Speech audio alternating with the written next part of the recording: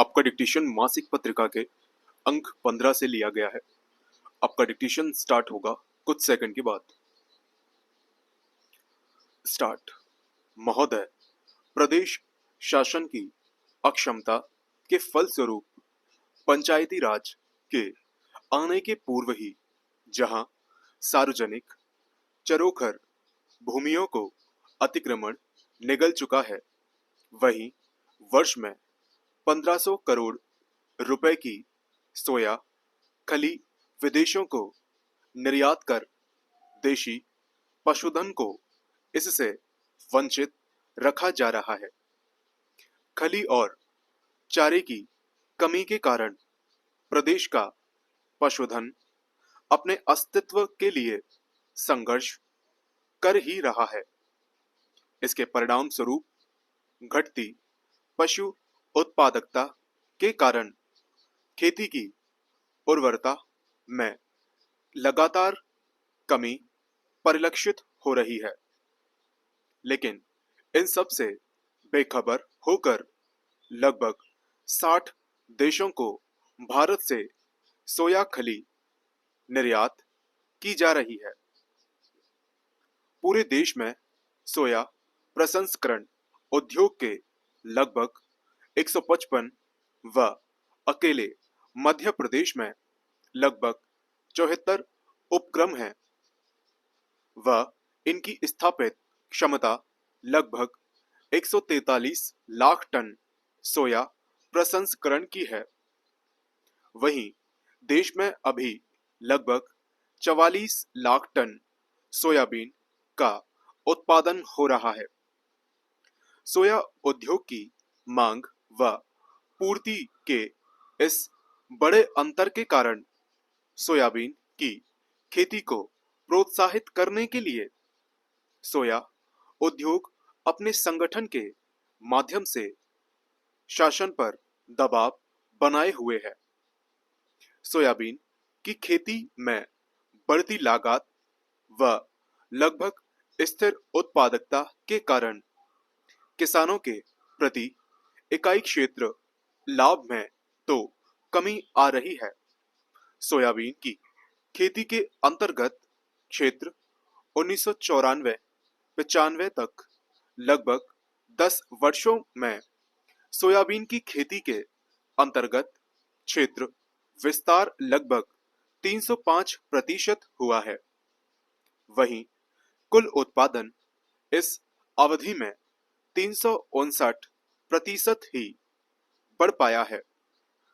भारत में आज भी औसत उत्पादकता लगभग 1000 किलो प्रति हेक्टेयर है, जबकि इटली में यह 4546 किलो व अमेरिका, ब्राजील, अर्जेंटाइन, मैक्सिको आदि देशों में लगभग 2100 किलो है। हमारे देश के कृषि वैज्ञानिक सोयाबीन की उन्नत प्रजातियों की औसत उपज लगभग 2503,000 किलो प्रति हेक्टेयर बताते हैं। यद्यपि वृहद स्तर पर यह लगभग 1000 किलो है व अनुसंधान प्रक्षेत्रों शासकीय फार्मों पर 1200 किलो है। इसके बावजूद उन्नत प्रजातियों की उत्पादन क्षमता औसत उपज का नाम देकर वे किसानों के साथ छल नहीं कर रहे हैं।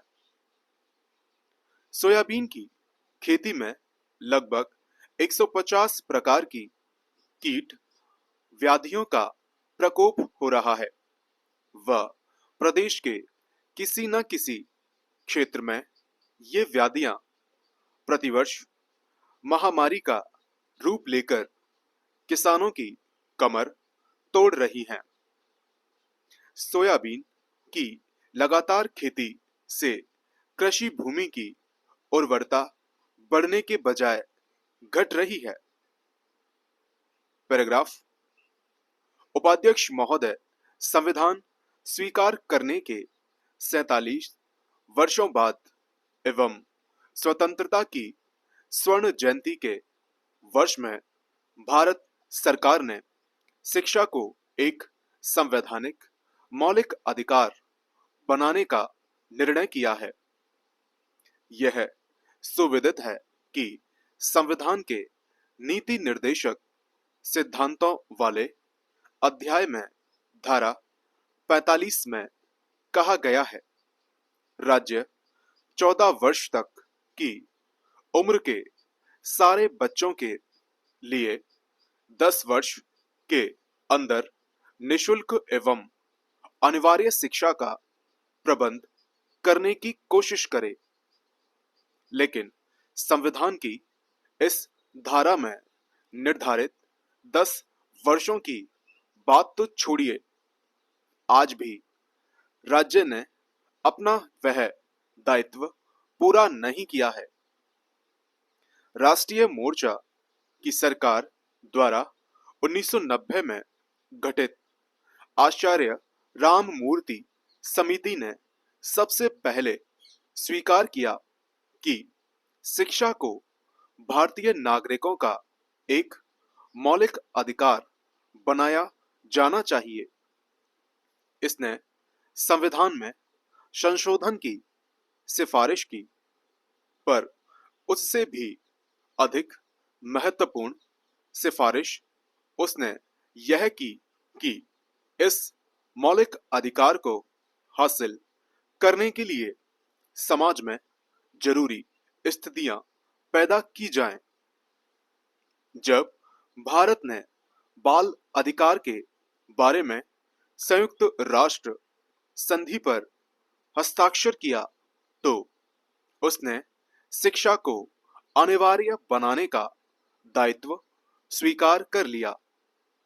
इसके बाद 1993 में उच्चतम न्यायालय का निर्णय आया। इसमें 14 वर्ष की उम्र तक प्राथमिक शिक्षा के अधिकार को एक मौलिक अधिकार माना गया। निर्णय में कहा गया कि 44 वर्ष धारा 45 में निर्धारित अवधि से भी अधिक समय बीत जाने से उस धारा का निर्देश एक बाध्यकारी अधिकार में बदल गया है। फिर भी संविधान लागू होने के बाद के सारे दशकों में सरकार शिक्षा की उपेक्षा करती रही। परिणाम स्वरूप भारत में निरक्षरों की संख्या कुल जनसंख्या के 2/3 से भी ज्यादा है। एक तरफ देश में निरक्षरों की संख्या इस तरह बढ़ती जा रही थी, पर दूसरी तरफ 1968 और 1986 की शिक्षा नीति संबंधी रिपोर्टों में प्राथमिक शिक्षा को अनिवार्य बनाने की जरूरत अनुभव नहीं की गई। केंद्रीय शिक्षा सलाहकार बोर्ड ने तो 1964 में यहां तक घोषणा कर दी कि अनिवार्यता गैर जरूरी है। उसने यह भी कहा कि यह बेअसर है, पर दुख की बात यह है कि इस दिशा में गंभीर प्रयास किए बिना ही ऐसी घोषणाएं कर दी गईं। यह गौर करना दिलचस्प है कि भारत में शिक्षा पर वार्षिक रिपोर्टों में अनिवार्यता की स्थिति का वर्णन प्राथमिक शिक्षा के संदर्भ में ही हुआ है। अनिवार्य शिक्षा के बारे में कानून बने हुए थे। स्टॉप।